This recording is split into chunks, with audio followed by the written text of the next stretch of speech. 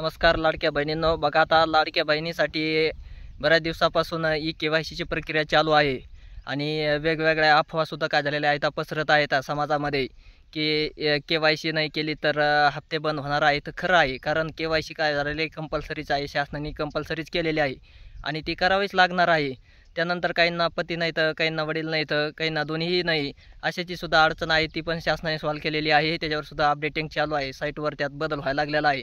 त्यानंतर 1500 रुपयाचा जो हप्ता आहे त्याच्यामध्ये भ्रम आहे लाडक्या बहिणींच्या मनामध्ये, की काही लाडक्या बहीण काय म्हणतात 3000 रुपये पडले, 3000 रुपये मिळाले आम्हाला, काही जण म्हणतात 5000 मिळाले, 5500 मिळाले. हा जो भ्रम आहे तो खोटा आहे, कारण जे इतरत्र व्हॉट्सअपच्या माध्यमातून जे मॅसेज वगैरे पसरतात, व्हायरल होतात, तर हे सगळं शाप चुकीचं आहे. कारण तसं काही शासनाने आणखीन धोरण हाती घेतलेलं नाही, अवलंबवलेलं नाही.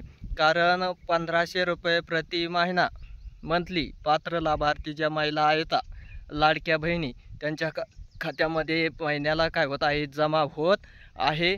3000चा हप्ताही नाही, 5000चाही नाही आणि 5500चाही नाही. ही पूर्ण काय आहे, अफवा आहे.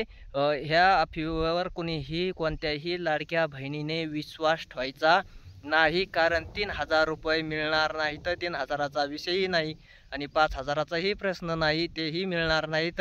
सुरळीत फक्त 1500 रुपये आहेत आणि ते तुम्हाला कायम चालू राहणार आहेत, असं आश्वासन काय केलेलं आहे, मुख्यमंत्री महोदयांनी दिलेलं आहे. त्यामुळं महिन्याला तुमचे 1500 रुपये काय होणार आहेत, तुमच्या खात्यामध्ये DBT थ्रो आधार लिंक जी बँक आहे का नाही, त्या बँकेमध्ये जमा होणार आहेत.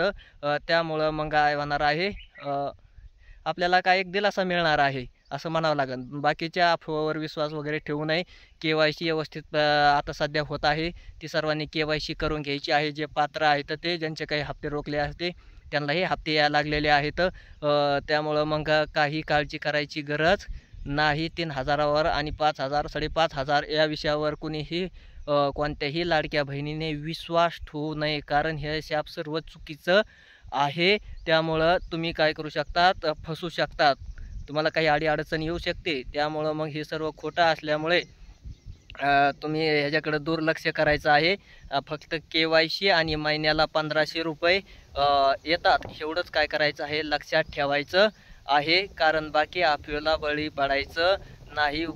कागदपत्र वगैरे कोणी मागितले तरीही आपण द्यायचे नाही, कारण ते डायरेक्ट पेमेंट काय होत असतं, आपल्या अकाउंटला 1500 रुपये पर महिना मंथली येत असतं. त्यामुळं मग फक्त KYC करायची आहे, बाकी सगळं पेमेंट वगैरे पण ते ऑटोमॅटिकली आपल्या खात्यावर जमा होत आहे. धन्यवाद.